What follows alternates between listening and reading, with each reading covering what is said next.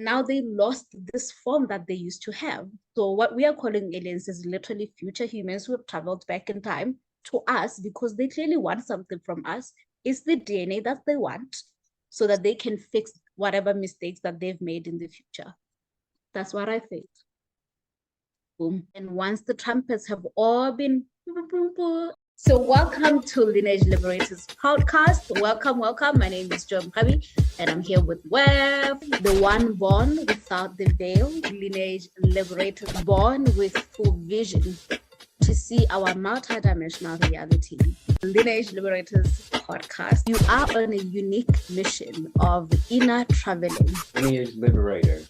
Purify and pave the path for those who have fallen. Lineage Liberators podcast, spiritualizing, evolving, and liberating human DNA, consciousness, and lineages. Welcome to the podcast where we talk all things liberation. I'm Weff Joy, and she is Joy Mohammed, tuning into the physical realm and how it relates to the energetic cosmic realms. Joy, would you like to expand on some of the experiences you've been having this past week connected to the Guardians of the Land? We have Motherland Medicine workshop coming up. I'm sure it's not coincidence that you've been getting a lot of codes, a lot of information from the Guardians of the Land, as well as connections to the wildfires that have been happening. So whatever you want to start off with would be great. Yes, this week has been a very big week, cosmic-wise, astrologically-wise, spiritually, right? For the awakening lineages, for those people who are really attuned to what is happening in terms of the spiritual phenomena that we are in right now. There's a lot that happened. To start off, this week was the alignment of 8-8, which is the 8th of August. That was going all the way to 13th August. And this alignment is the alignment of our Earth with the star system called Sirius, right? And the star system, in ancient times, it was always considered the spiritual sun of our planet. So we entered that alignment. And when we are aligned with it, that means that the energies from Sirius are essentially kind of pouring down on the earth. And we feel that, we feel the impact of that, right? So we started the week with that portal, that alignment. Some people call this portal Lionsgate. However, when you go beyond tropical astrology into sidereal, into even more ancient systems of mapping the stars, Lionsgate didn't exactly happen on 8/8. It happened 13/8, the 13th of August, right? But we cannot deny that the portal of 8/8 was really powerful. The energies were really intense on that day. And when we're talking about the energies, we're talking about photonic lights, hydroplasmic lights, electromagnetic lights that are coming from the sun called Sirius, the spiritual sun, right? And this spiritual sun, or the star system called Sirius, is a blue planet, a water planet, primarily a water planet. So these photonic lights are hydroplasmic, plasma meaning water, right? So they were really affecting the emotional body, our waters, because as above, so below. So whatever alignment you're experiencing will be reflected in our physical bodies because we are the solar systems ourselves, right? So the 8/8 portal was particularly affecting our plasma DNA, which looked a lot like feeling quite intense energies in the body, feeling slightly weak, slightly sick, ascension symptoms, they call this, dizzy, because what's really happening is that we are in the middle of a spiritual transmutation of our DNA. We are becoming a new root race, the 6th root race, right? So because of that process of the human becoming luminescent, the luminous human, our DNA is changing. And so this is what these portals are doing to us. And this is what was happening in this past week, like a lot of that transformation, right? So as I mentioned, the week itself kept getting more intense as we're coming along, that by yesterday, this energy was really palpable and even more intense yesterday, or at least for me it was.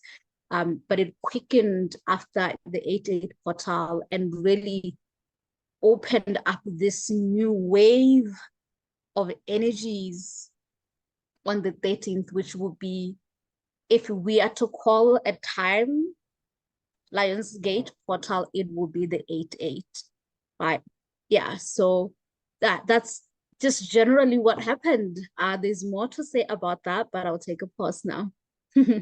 All right, sounds like lots of updates and lots of information to process. For those listening and watching, I think I want to go in a little bit deeper, maybe so they can get a better understanding. So when you speak of the Lionsgate, everyone connects it to 8/8, but you're saying all the way to August 13th, the gate was still open. So can you explain if there are any distortions or misconceptions of the Lionsgate being on only 8/8, and what's the connection to the actual date of August 13th? Well, I'm not an astrologer, but I am a person who likes to study the stars and the star systems, because really astrology is the study of the metrics of Earth, as in what is happening here right now is connected to the movement of our planet in conjunction to the sun, to the moons, to the inner planets, which we will call like your Jupiter, Neptune, Mercury, Venus. Our relationship to these bodies actually influences our psycho-spiritual experiences. This is one of the most ancient knowledge of indigenous cultures. We know this, right? This is why indigenous cultures, they study the stars, they study when a person is born, because whatever placement the Earth was at in your entry of the planet would determine the particular experiences you will have. Just like, for example, how we know as a generation, say the people who were born since the 90s, right? We were born during the time of Pluto, and Pluto was in Scorpio, right? And of course, during that time, the late 80s, late 90s, there was a lot of experiences happening collectively connected to Scorpio, which is what? Sex and death. And we know what was happening in the late 80s, 90s, right? The kind of death that were happening there were connected to sex. This was like the times of HIV and AIDS. This is not random. It's the stars. Nothing happens in our world that has not been already written, but we are literally just playing out a map that has already happened. Really, we are in the past of the future, really. So with that in mind, there is a particular point every year where our star system shifts and aligns with the outer star systems, which will be the Syrian star systems. And here we're talking more of like our universe, right? So we're not talking just the Milky Way galaxy, we're going beyond the Milky Way galaxy at this point, right? So this particular alignment, we aligned with this particular stars at different points. So the Syrian star system, historically, it has been recorded that that alignment happens in August.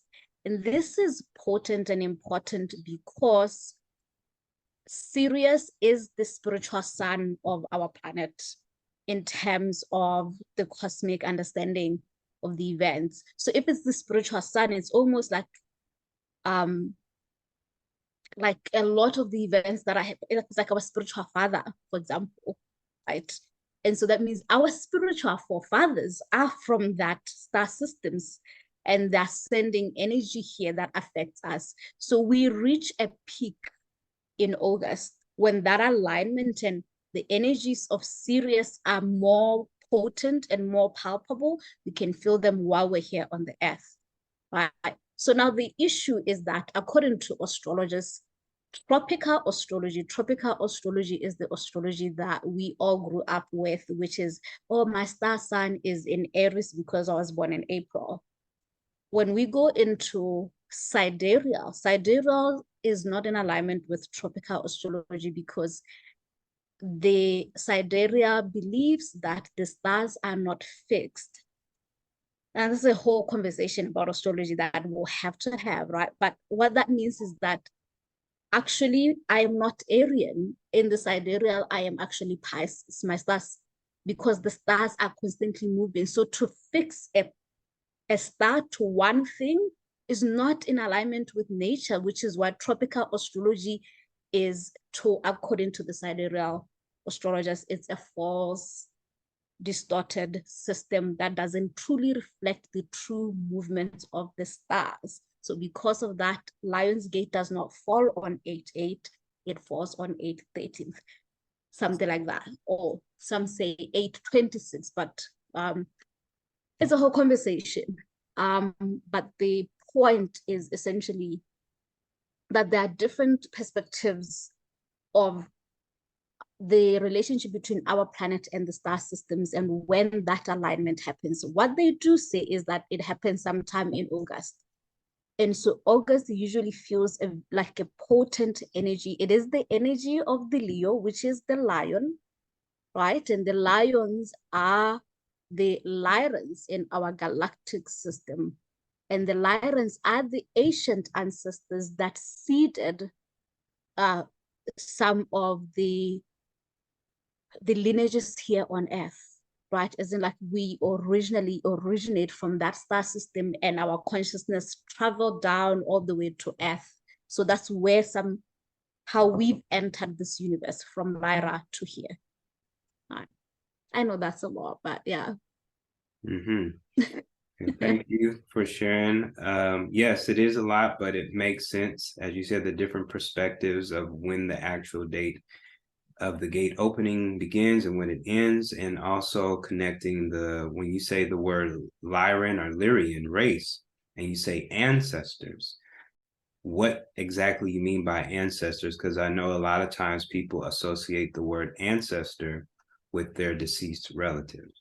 So when you say the Lyrian or Lyrian race we are ancestors of them, are you referring to a human race? Are you referring to, as you said, a galactic race? Just to add more clarity to that for people listening and watching.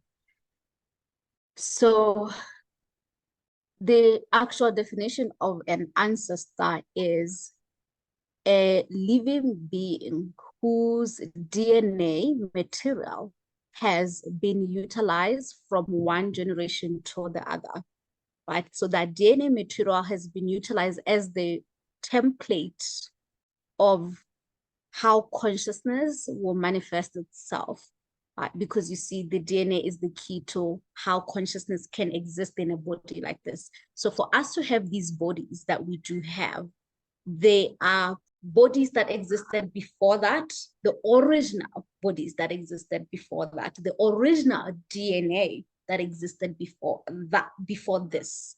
And even now, we are going to become ancestors of the next generation, what we call the root races, right? So of course, we know at this point that the Darwinian theory is not the true reflection of the human race. Right? We didn't come from monkeys. We have been here far longer than that. And there is a relationship, but that's not the actual. Our ancestors are not monkeys. Our ancestors were humanoid beings. And these humanoid beings didn't always exist in the earth. They existed in other realms that to us appear as spiritual now, because we have been in this dense physical realm for such a long time that we have forgotten that we didn't originate from here. We come from the stars. Many of us come from the stars, right? So meaning the DNA coding, the original DNA code or the original DNA material that we have, where does it originate from? So at this point, I'm not talking about someone who died 100 years ago. We're talking about billions of years, the origin of the first human. Where does that originate? And so when we go into the ancient mysteries, we go to the stars, we find out that, oh, the star systems, there is a deeper connection between the Earth and other star systems, meaning many people have traveled from those star systems to incarnate as humans, right? And there are also some humans who are ancient and were the original humans who were here. And the whole point is that we are not all originally from here. There are many different origins that we each have, right? And your origin will be what you will call your ancestry, which is a cosmic ancestry. And then there is an earth ancestry, which most people know. We know that, oh, my ancestry is my mother and my mother's grandmother and my grandmother's grandmother's grandmother, right? So that is true. But when we go into the spiritual science of what is happening here right now, which is ascension, the true ancestry we're speaking about, we are interested in the origin. And here we're talking 950 billion years of history that humans have been disconnected from, right? But that's who the ancestors are, the Lyrans and the Elohim, Elohe, the Oraphims, all of these are from that more galactic cosmic history that humans have forgotten. So what came to my mind as you were explaining that is, for the people who have a Christian, a religious background, when they have the complexity of the Bible saying that God created Adam and Eve, right? So when you're saying the original human, and you're referencing a human, but you're also referencing that this human doesn't quite look like us. It's a cosmic galactic being that may have impulses, as you said. The Leo kind of resembles a half lion, half man type of look. So how would you help explain that to someone who has a Christian view that God created Adam and Eve, and so however we look right now, that's how the original ancestor human is supposed to look? So Adam and Eve will be reflecting the ancestor of the current human template. So these ancestors that we're speaking about, who are like more cosmic and galactic, they don't look like us because they are not the Adamic Eve race. We are, right? So yes, the Bible has recorded the origin of this root race, our root race, but that's only a period of human history that has been recorded by the Bible. The Bible didn't record billions of years. It recorded, I don't know if they have ever been really told us what is the timeline, if it's like 2 million years. I mean, we know the New Testament is the last 2,000 years, but we know we've been here longer than 2,000 years. There's been data that shows, even in Ethiopia, just last year, they found a huge skeleton of a being who in the Bible, these are known as the Nephilims, which are the giants. They're giants, like huge, like mountains, beings. And who are those people? How are they connected to us? So it is in the Bible that the Nephilims, the giants, were here before even Adam came, right? There's also stories of celestial bodies also incarnated here. And I could be messing up with which part of the Bible, but celestial bodies are spoken about. What is celestial bodies? It's really star beings, because these are beings who have bodies from the celestial realms, the star realms, star systems, right? So the Bible, what it does is it kind of puts all of us into one lineage, but we are not from one lineage. Just like how, and this has been the whole cognitive dissonance of, for example, for us Black people, because we're like, we're not in the Bible, right? Like they're talking about Israel and the Jews and all of that. And it's like, but what about all the other, where are the Chinese? You know, the Native American in this, if this is the true history of human races, right? It seems like the only races being spoken about here is just one or two of them at most, right? So what is the origin of melanated people? What is the origin of the Chinese, the Asians, and the native indigenous Australians and Indians, and where is that story, right? Are we from the same Adam and Eve that's speaking about? But what would have mutated these different races we are now seeing? Like, how did we become Black then if we didn't start, our original ancestor, Eve, was not a Black woman, if Adam was not a Black? So then it tells us that there must be different lineages and different stories of their origins. And these stories as well, also what I'm speaking about in terms of galactic history, I'm talking about our spiritual origins. The Bible documented the physical. In the Bible, they speak of the gods who are the Elohim, and how the gods said, we will make man in our own image. In that statement, all the time, it's always spoken, what is it? Not plural, I could be messing this up, but it's always spoken as if it's a collective of gods making a choice to make an Adam being. It's never been God said, I'm going to make you in my, it's we will make men in our image. So this must be gods deciding that they're going to make a race that is in that image. Who are these gods? This in the Bible, they also tell us is the Elohim. So who are the Elohim? They are the gods. So, but are they the ultimate original God, or they are the gods, right? And then we can go into what that implies. Okay. So essentially, what you're saying is, to a degree, we are aliens, right? There is a potential for all of us to be coming from a different cosmic race that is connected to Earth, that is humanoid, but not necessarily this particular avatar. So recently here in the US, they came out with a story saying that aliens are real. So my question to you is, how would you explain or integrate the idea of aliens to everything you just said in terms of coming from different races having different lineages? Is that the true definition of an alien, or is there more to be said about that? Growing up, this is how I understood what an alien is. So it was always a foreign being that was from a foreign place outside Earth. And the way it was always implied, it was just very different from humans and something to fear and to be terrified by, right? What I've come to understand now is there are no aliens. What exists is humanoid races that exist in different star systems, realms, dimensions.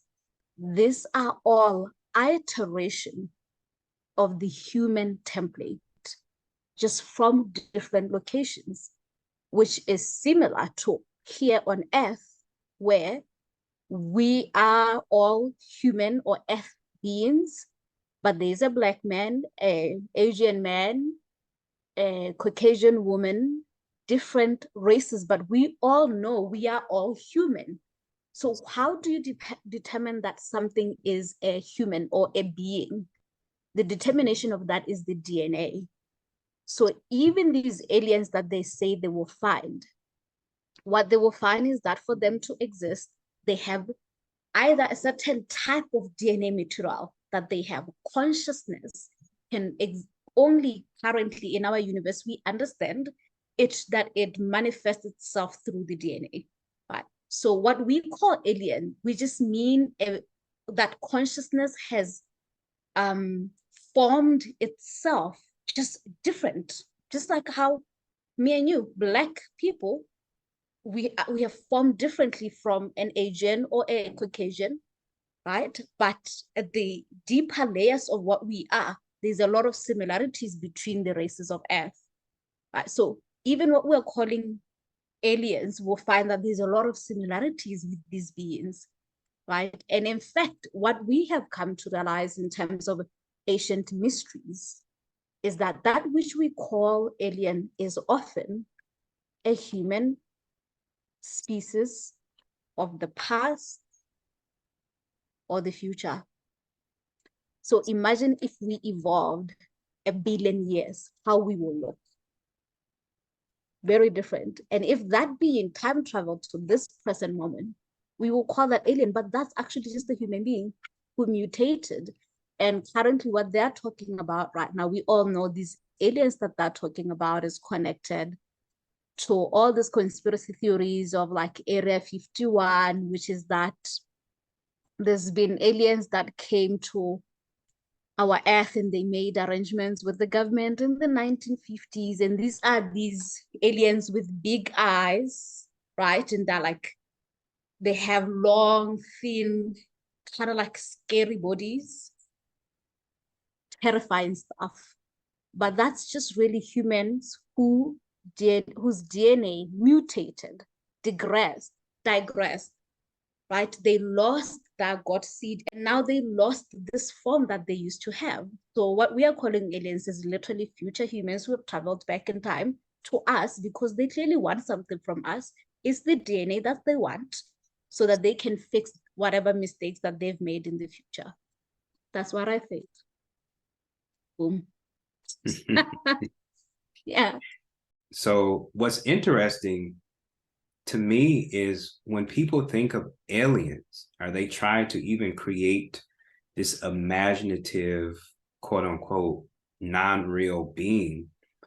9 times out of 10, there's always a hint of it having a humanoid look, right? They'll have maybe 4 arms, but still 2 feet or 4 feet. And there's always still this some resemblance or reference to what our human mind can perceive as a living being. But the idea that what an alien could be like, something that we couldn't physically perceive with the physical eyes, but it could be existing. But the human model typically has to put it in a form that it can comprehend, even if it's like a man with like an octopus face, or a man with 2 arms and 2 legs, but still has a lion face or something of that. It's still, as you said, it's still resembling a humanoid or human-ish look. It just has evolved or shifted to a degree, even like the crocodile. And then when you add that to the story of deities, like in all these Egyptian times, how they have the crocodile or they have the bird, what if they were actually referencing what you're talking about of these beings, our ancestors who were traveling through time, and in their perception, they were perceiving them as gods or something divine, but it was truly a race of beings that were ancestors that held certain knowledge. So think of an alien and see yourself trying to create it to where it doesn't have hints of what you can reference in terms of arms, legs. You might give them 4 arms, 8 arms, but you're still either going to reference something like that resembles maybe a spider, a monkey, a lion, something that you can connect with. It still originates from a certain thing that we're all connected to that has certain similarities, and it's not so far off from what you think it is. Earlier, you were talking about the Syrian impact that it was having on us, but you also mentioned how the Syrian energy is connected to water. So I'm curious to have you explain the dynamic of how Syrian is very much a fiery, sun, bright energy, yet it also is connected to the water and the emotions in our emotional body. So we'd love to hear your thoughts on that. Actually, before I go into that, when you're speaking, what I actually wanted to say to complete my thought, right?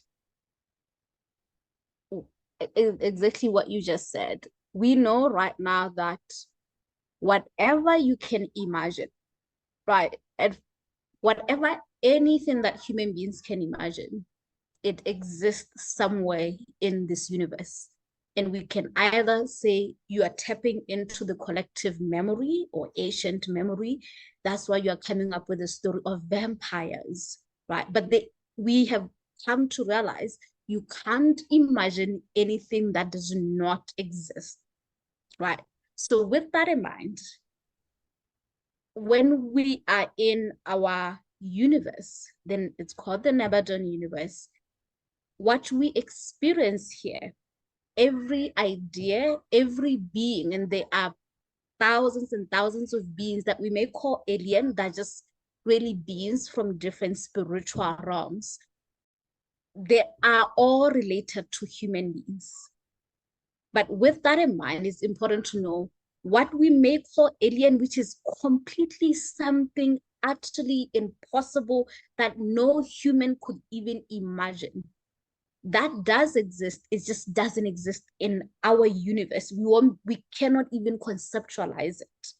But we do understand that this multiverse is so vast. The God, the idea of the creator, creation itself is so much vaster than we can possibly imagine. But if we imagine it, it means we're tapping into something that is connected to us, right? So whatever, if the government are saying that they are aliens that have been found, these are not aliens in the sense of completely foreign. They have a relationship to us that we can figure out what it is, whether it's the DNA, whether it's that they share the same realm as us, or that they are from a past timeline, but they have a relationship with us. An alien will be something that we cannot conceptualize. As you said, if we can conceptualize an octopus or a god with a crocodile head, then it's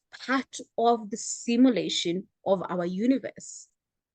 That's why we see it. That's why we perceive it. That's why we can think of it. That's why we can imagine it. Yeah, so just wanted to just add that part.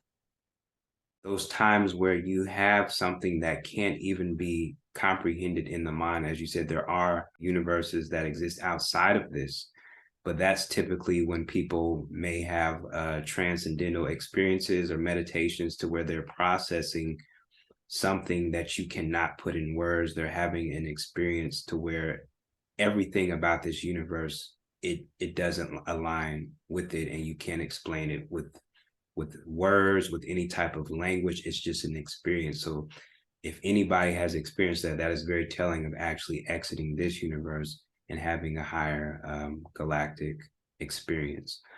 Going back to the Syrian question of how the fiery energy of the sun impacting us, but it also has a component of the water that which deals with our emotions and our plasma body. So if you can expand on how, even though it's a fiery sun energy, it still has a component of the water.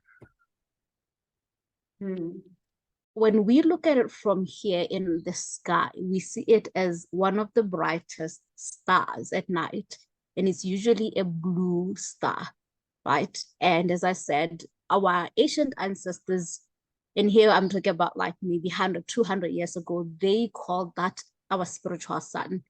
And I think that part of that was because they didn't have the complete understanding of the stars and how they relate to us. It's just like how right now most of us were discovering that aliens don't really exist in the way we imagined, that it's often it's something much bigger.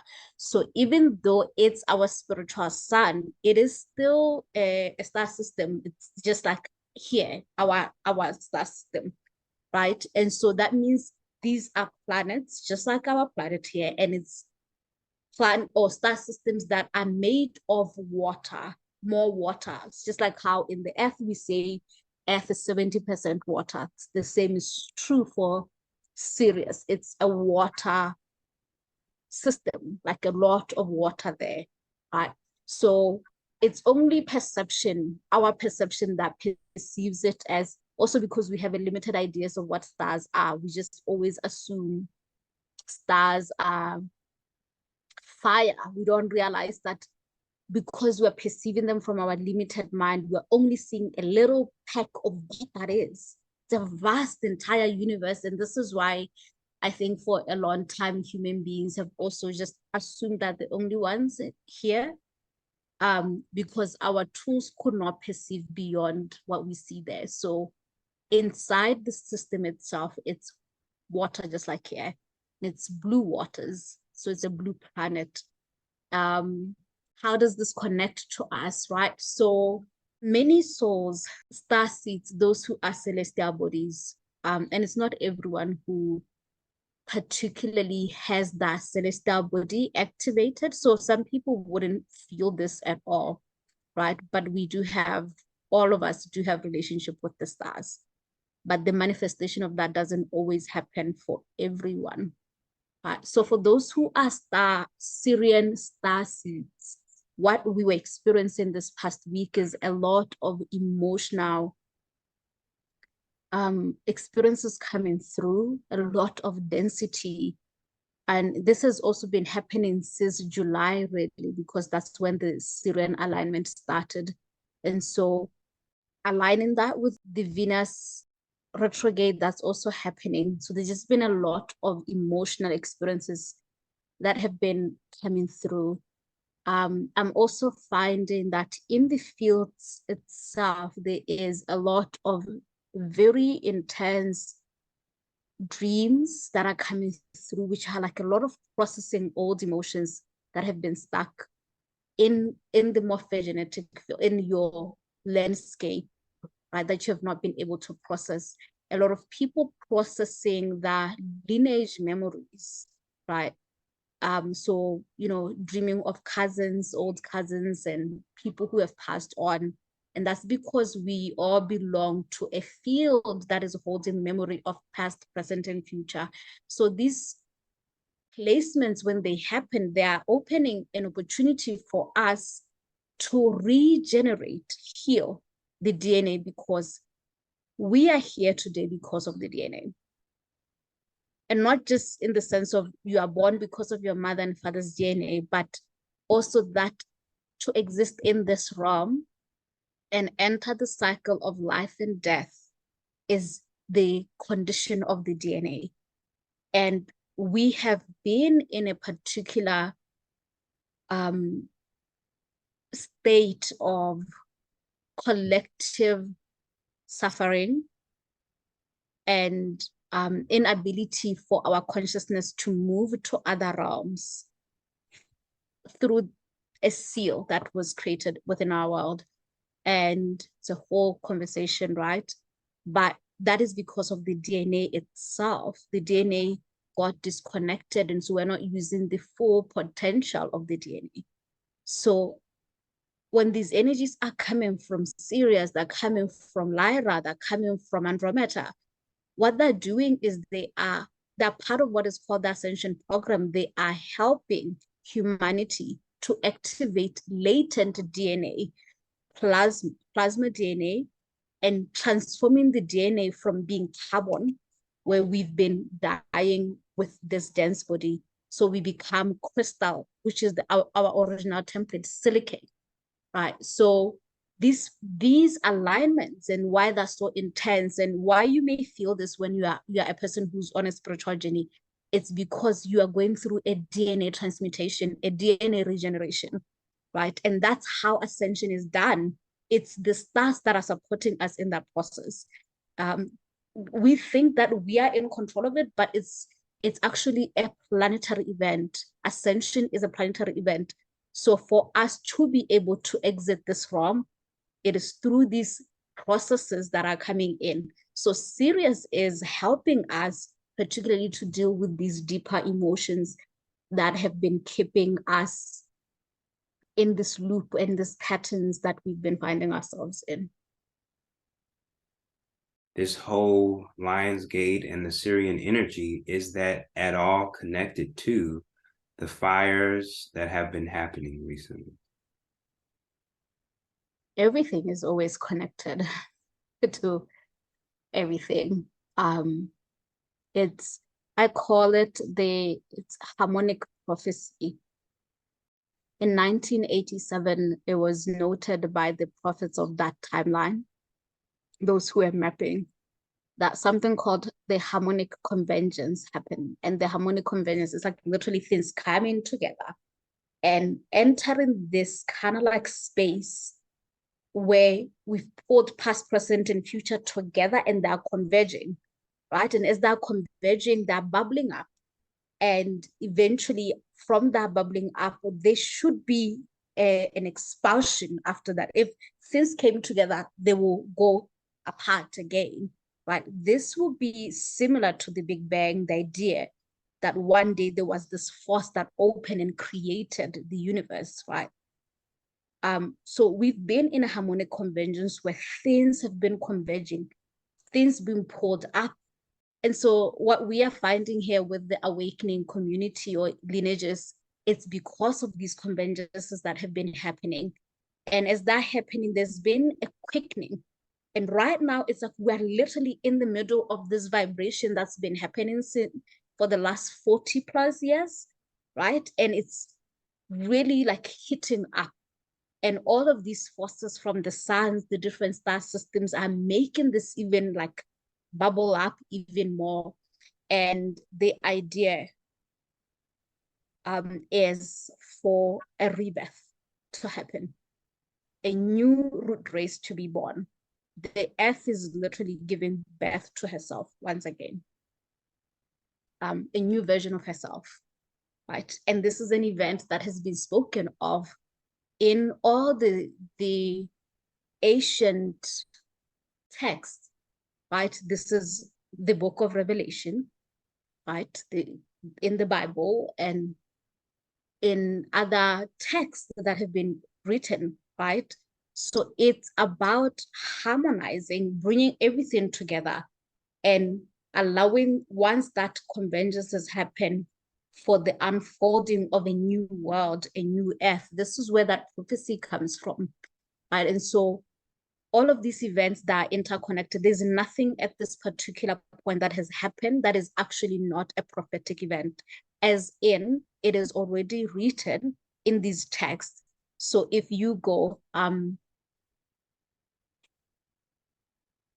you will realize that we are actually in the middle of the seventh seal, the seventh trumpet, as the book of Revelation has been speaking. And once the trumpets have all been, I don't know what to call that, a new world will exist, right? So this is the prophecy we are in. And so with that big prelude to this conversation, on Friday, I think we're talking about the water spirits, I think. And I was feeling a lot of energy around me in the past week, connected to the portal and so forth, the lion energies, Syrian's energy, and which this tends to happen with us, where sometimes, you know, you ask a question and then it kind of like leads me to enter the fields and accessing records. But this particular instance was different because what the beings that came are the ancient guardians, right? And these beings are the guardians of earth. And these guardians of earth, if we can even relate to our previous conversation about the Elohim, the gods who were creating the template of Adam, those may be considered an idea of the guardians, meaning the beings who have been given and granted abilities to create templates of the human body or the human being, right? And so they will be the guardians of the earth because they will have created the template itself, right? Not the consciousness. This is important. They created the body where ancient consciousness can incarnate, which is why it's important to say this, because human beings have taken this to mean that we were created by lesser gods. We are not created by lesser gods. Our true origin is ancient consciousness. It's the true living source God, right? However, the template of the human was created by beings who were given the authority, the anointing to do that, right? And these are called the devas in ancient indigenous knowledges. The devas are the elemental gods or the elemental deities, right? They are actually the Elohim. The Elohim, Elohim, they reside in the elementals, realms that is from the fourth dimension, the realm beyond us. And they are responsible for creating the water, the air, the fire, the earth, and the spirit, the ether of our world or our realm. And they govern it and they allow the perpetual evolution of that to take place. And then, of course, it's a whole entire hierarchy. And these hierarchies, they also have different levels of the hierarchy. Some of these hierarchies are incarnated as human beings and incarnated as also the elementals themselves. So in indigenous cultures, we know a mountain is not a mountain, it's literally a living being. And it's a diva. There's a diva, a god who is residing and commanding and protecting that. It's just a manifestation of that consciousness in a different form. So in a way, we could also say mountains and trees are aliens. They're just different forms of consciousness, right? So these ancient guardians are the ones that came through on Friday, and they've been with me for the last 3 days quite intensely. And the message that they have for the awakening lineages is they are here. You could also consider that these are clearly our most ancient ancestors, because that will be the origin of the template of the human, right? They started that story, that journey of humans. So they are here, and along the way, what they created has been distorted, manipulated, interfered with by other beings from different dimensions, different realms, different times, right? That had a different force that was not life force, but anti-life, right? And so this is part of why we've had a digression of our DNA where things have just kind of like went backwards, and we're at a point where the human template can only survive up to 100 years, even though in ancient times in the Bible, it shows Abraham died when he was 900 years old. And the more you go backwards in terms of Abraham's lineage, many of his descendants were dying along that line. So there's a question of when did we digress to 100 years? Why can't we live beyond to 900, just like the original ancestor who is Abraham according to the Bible, right? It's because of that digression that happened in the DNA. And so the ancient guardians are here, that back, not as if they've not been here, but they've been allowing things to unfold, observing and allowing human beings to play out this because of divine will, right? But there's also prophecy, which is that the earth itself, all creation actually moves within cycles, right? So we are at the part of the cycle where the end of this distortion is ending, that convergence has happened. So because of that, the ancient guardians have awoken, they woke up to now come and begin a new cycle. And that will be a new cycle that will be of a root race, a different iteration of the human being, right? So for that to happen, there needs to be a bit of like a cleansing, a cleanup, or a purification. And that purification is happening within us as well as within the body, because really the story of human beings is the story of Gaia, of Nala, of Tara, of the earth, right? So whatever happens to her is happening to us. We are the cells of earth. So the things we're seeing right now, the fire in Maui and other events that are happening across the world, these are part of the spiritual purification and cleansing. Not every one of them is by divine forces. Some of, definitely what we know with Maui is that this is an anti-life force that is doing that. It is to manipulate humanity, to shift us from the natural organic ascension that's happening so that we enter a different stream, right? And that stream would be an artificial, inorganic stream of evolution instead of the natural one that's unfolding right now. The natural one that is unfolding is about the DNA transmuting, changing, becoming something new. The anti-life forces don't want that to happen because this is what the guardians were saying. A new mind is being born, right? A new cosmic mind. So we expanded our collective mind as humanity to be at a certain level. This is called Manu, right? A new Manu is arriving, a new cosmic mind where we will perceive things we couldn't perceive before. And when that happens, there's anti-life forces will not be able to do half of what they've been doing because we will have a different mind. You may think of it like the mind of Christ or the mind of God, but that's just really a new mind. And humanity is always exploring and expanding its capacity to imagine and to create. So the new cosmic mind that's coming through is happening now. And it happens through the awakening of the guardians. And many of us are receiving that blueprint of the cosmic mind where we are able to perceive things that before 10 years ago, no one was having this conversation we're having. There were people having this, but it wasn't. Right now, this is like normal TikTok video conversation, really. Why? Because of the cosmic mind coming through. So these anti-divine forces are trying to shift our mind into an artificial mind, which will literally be like putting us in a cloud so that we don't develop. We will be stuck with this mind that we have.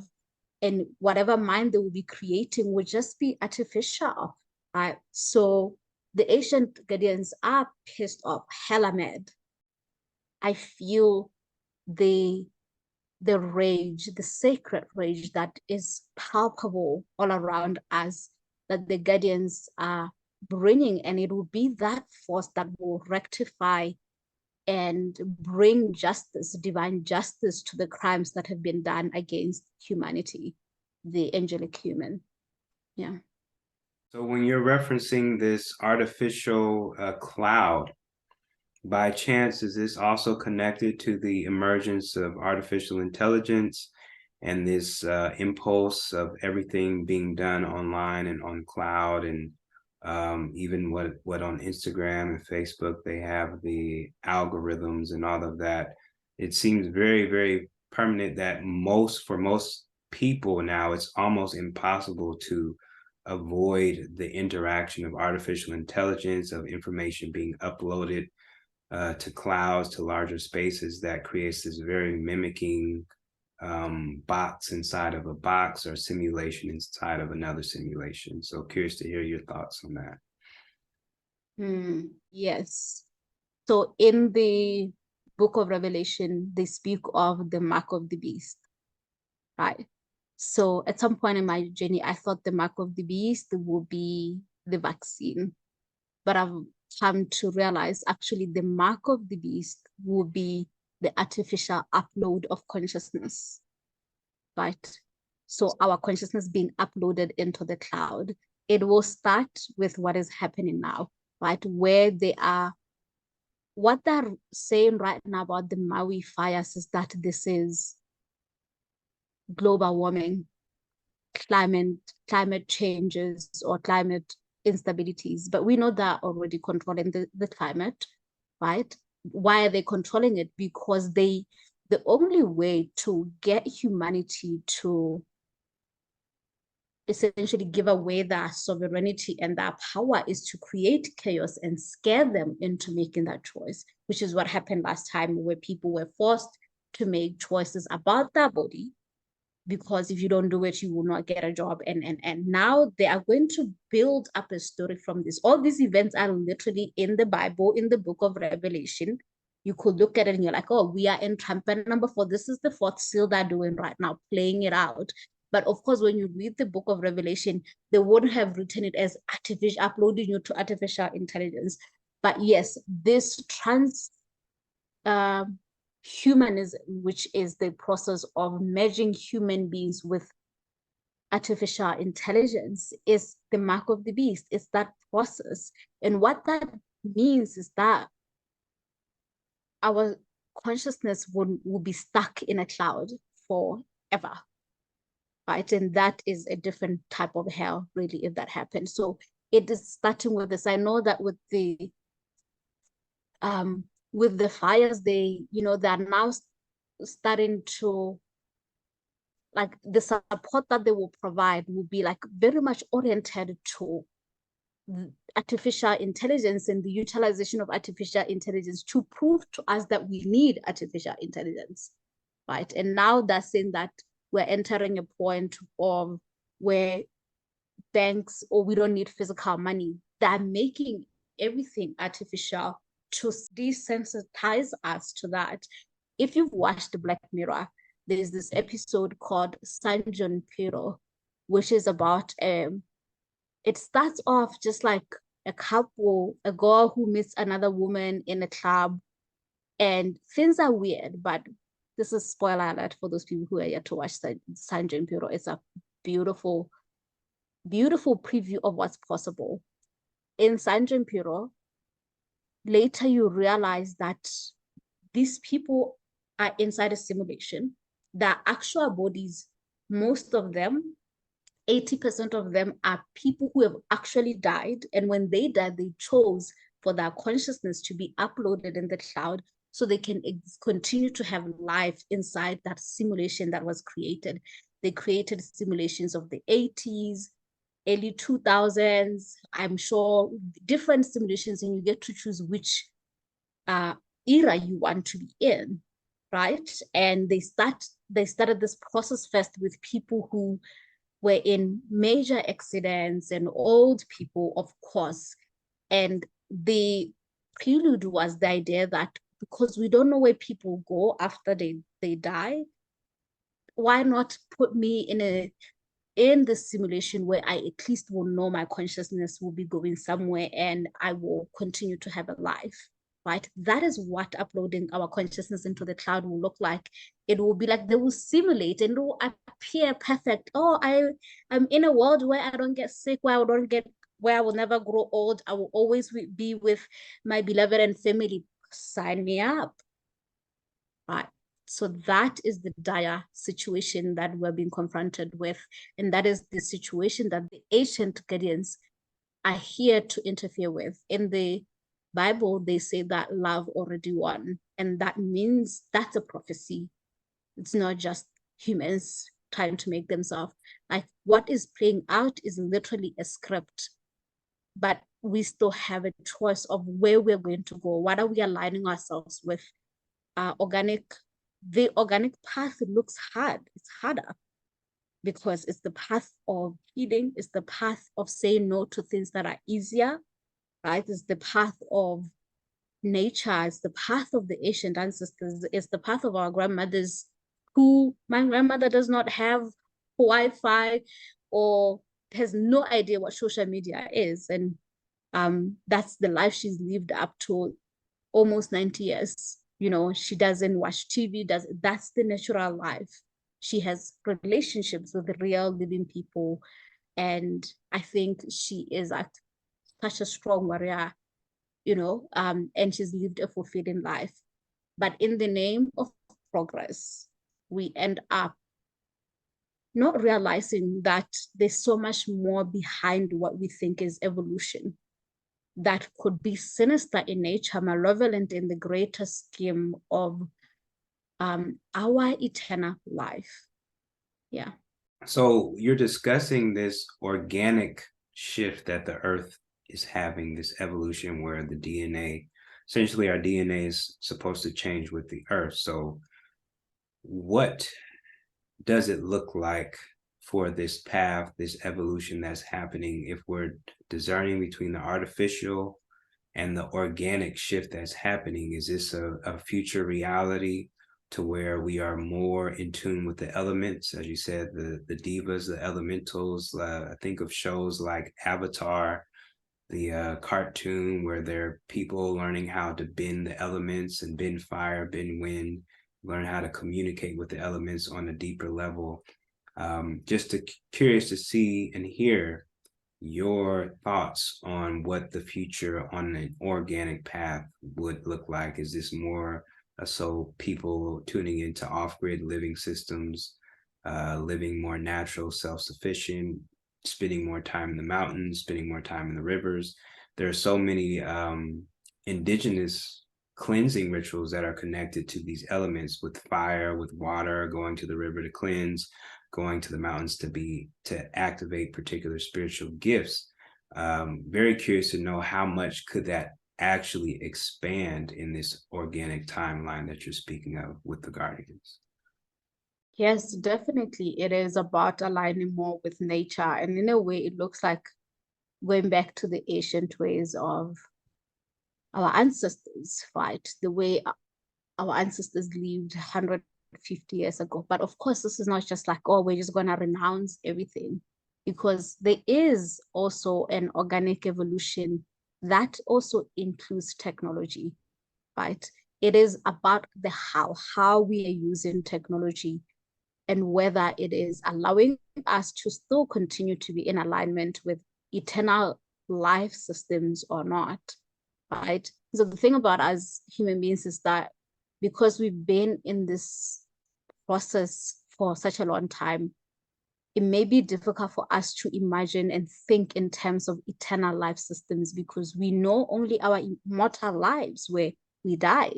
And we only also know just the entry onto this earth. We don't know the spaces between that, between being born here and dying. So even when I'm speaking about eternal life systems, what we're being asked to do is to think beyond the mortal body, right? To think in terms of spirit, right? The condition of your spirit, right? If you consider that you have been created by an ancient force that has been here since the beginning of the beginning, and that you are you are a fractal of that, or an image of that, then that is truly at the core what matters, because that is what's going to remain after life, after death. In between, what remains, that's the eternal self. So when we're talking about the organic ascension or organic path, we're speaking in terms of spirit. What remains when everything else has happened, when all the chaos and all the suffering has happened? What is the essence that remains? And if that essence is the only thing we know of for sure, this pervasive awareness, right? How do we live in alignment with that which remains, right? How will we live our lives? Of course, this also includes the understanding that so many of us got disconnected from our eternal awareness, consciousness, and eternal life systems. And so we do have to do that great work of bridging the gap between our eternal self and the mortal self, the human, the ego self. And that is where healing comes in. That is where processing and purifying the emotional body is essentially what we're being supported with, utilizing these opportunities, all the unprocessed pains, all the ancestral traumas, ancestral curses. That's the work in between. That's the whole process of organic ascension, is about purifying the self so that we become spirit men, spirit women, and not as an idea, but a living thing, right? So the prophets of our times are people who are committed, the oracles and the priests and the shamans are committed to that process of becoming spirit while here on earth. Building heaven on earth is that living as an eternal being while you're on earth. What that means is that you will not be super seduced by artificial intelligence, because you know it does not remain. It only remains when electricity is there. You know, you take off the electricity, it doesn't remain. So who are we beyond this physicalized electricity, right? That is what organic ascension is about. So the reason why I'm not just saying it's about living in nature and because many people do that, but the spiritual cultivation is not attended to. So that means we're still not organic, because what is organic and what matters more than anything isn't so much about the physical things we're doing, but this condition of the spirit. That is organic ascension. It's the conditions of the spirit. Yeah. So many people focus on the physical. So many people focus on off-grid living, trying to get away from the powers that be. And there's some truth to that. But as you said, if you're not integrating and synthesizing with the actual consciousness of the mountains, of the lakes, of the rivers, what you perceive as the great ancestors, of tuning into that knowledge from the spiritual realm, tuning into the messages that it wants to give you, you're missing more than half of the puzzle or the message, right? So it's very important to be aware. As you often say, we are a multidimensional being. So just tuning into one dimension or one perspective is a very limited viewpoint of the greater scheme of things. So with that being said, Joy, is there anything that you received from the Guardians that you want to convey to our audience? Any things to be on the lookout for the next month, upcoming month? Any energetic things that we need to guard against, protect ourselves against? Any, I guess, inspiring or aware messages that need to be translated?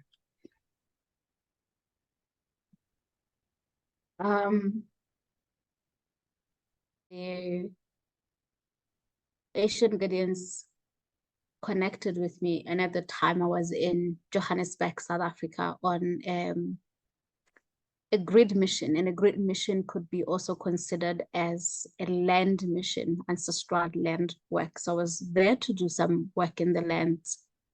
And the ancient guardians were telling me at the time that one, many people are ancient guardians already. So when we're speaking of this human beings, we have a tendency to tend to exclude ourselves from the whole conversation of spiritual hierarchies and spiritual beings. But there are many people who are ancient guardians who have incarnated. And if you are one of those people, your assignment, part of the work you're here to do is evolving, it's activating, and it's time to listen. Right? And to trust it. And the arrival on the activation and the return of the Asian guardians is also in conjunction with the return of divine templates, ancient templates. And templates are literally like, when we were saying that Adam and Eve are like the origins of our ancestors, they are a template of the human being, the template of the human man and the template of the human woman, right? So that's just an example of a template. There are also templates that could also be thought of as gifts, abilities. So those abilities are also coming back. The more we reclaim who we are, the more we remember, the more we return to the mind of God, the cosmic mind of God, the cosmic Christ mind, and cultivate our connection with that, the more these divine templates will return to us. And we will be empowered to do greater works, which is one of the things that the Guardians specifically spoke to us about this work, about the importance of us focusing on the greater story, because it's so easy to be stuck with the story of our daily lives and what happened and what we need and how this is not going well. And there's a time for that. It's also part of the prophecy. But the greater story, the greater event, which is the eternal event, is what we need to be focusing on more and more, what we need to be centering our lives on, what we need to use as an anchor, like the sword that you use as the force of justice in your life and in the works that you're here to do, right? This is the invitation, right? So many people are being activated for assignments, and even for me and for you, we've been getting activated for assignments, right? One of the assignments that came for me is the motherland medicine and the lineage liberation workshop series that we are doing in September, October, November, December. And these are workshops that are training those who are the Asian guardians, who are here to tend to the land, who are here to regenerate the DNA, right? And as you know, we will go in another podcast about the creation of these offers, but they are actually assignments, right, that we are here to do. And they will speak to a certain type of person. And if you're that person, I invite you to check that out in our website. We are open for those who are interested to learn how to work with the guardians of the land, these Asian guardians, and to heal the land, or those who want to work with the DNA healing ancestral lineages, right? So this is critical, a critical time where we need to be listening. We need to be going within. Even now as we speak, the guardians are here, and that there's this agency for humans to realize that this is important, a very important time, and to not dismiss this, and to not allow ourselves to be pulled into a state of chaos, to notice, observe when we're being pulled into that, because the point of those chaotic moments is to create a greater fear within and greater separation. And right now we are incredibly supported. We are not alone in this, and we are not separate. We are actually a unified field, every single one of us. For you who is watching this, what I call our divine lineage, the lineage liberator, we are all one harmonic conventions, and our story is intertwined with each other, right? And so because of that, you matter. You matter, you matter, you matter, right? So yeah, moving forward with that knowledge, I think that's it. That's what the guardians want to share. I think that's a wrap, Joy. It has been a pleasure to discuss this with you, update on the events of what's happening cosmically. I have been Weff Xavier, and she is Joy Mohammed, and this is another episode of Lineage Liberators Podcast. And until next time, be safe, be inspired, stay spiritual. Lineage Liberators Podcast, spiritualizing, evolving, and liberating human DNA, consciousness, and lineages. Lineage liberation. All right.